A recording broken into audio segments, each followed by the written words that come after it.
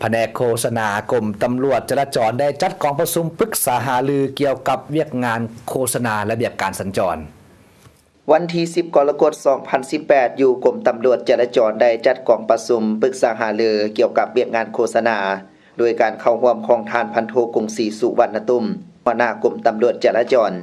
มีบรรดาคณะพักคณะบัญชาแผนกห้องการและภาคส่วนที่เกี่ยวข้องเข้าร่วม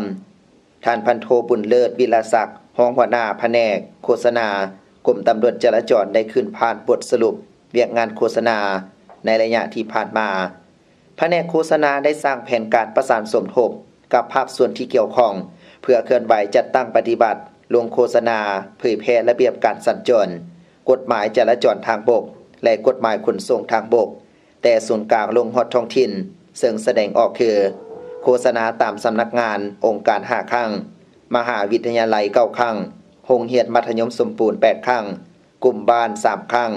โฆษณาตามบริษัทขนส่งสินค้าและขนส่งโดยสาร11ครั้งและยังได้ฝึกอบรมให้กำลังตำรวจจราจรแต่ละแขวงในขอบเขตทั่วประเทศเฮ็ดให้การเคลื่อนไหวเผยแพร่โฆษณาระเบียบการสัญจรเป็นปกติต่อเนื่องนอกจากนั้นยังได้ประสานสมทบกับสื่อมวลชนแต่ละสำนักเส้นโทรภาพวิทยุหนังสือพิมพ์ปกสและแห่งชาติเพื่อเข้าร่วมสนทนาสัมภาษณ์แถลงข่าวโดยเฉพาะรายการอาทิตย์สัญจรรายการสัญจรรายการขับขี่ปลอดภัย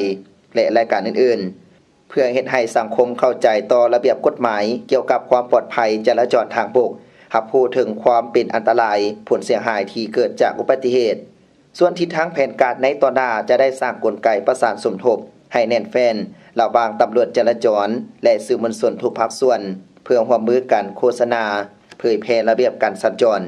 เพื่อเฮ็ดให้การละเมิดกฎจราจรและการเกิดอุบัติเหตุนับมือนับลดน้อยถอยลง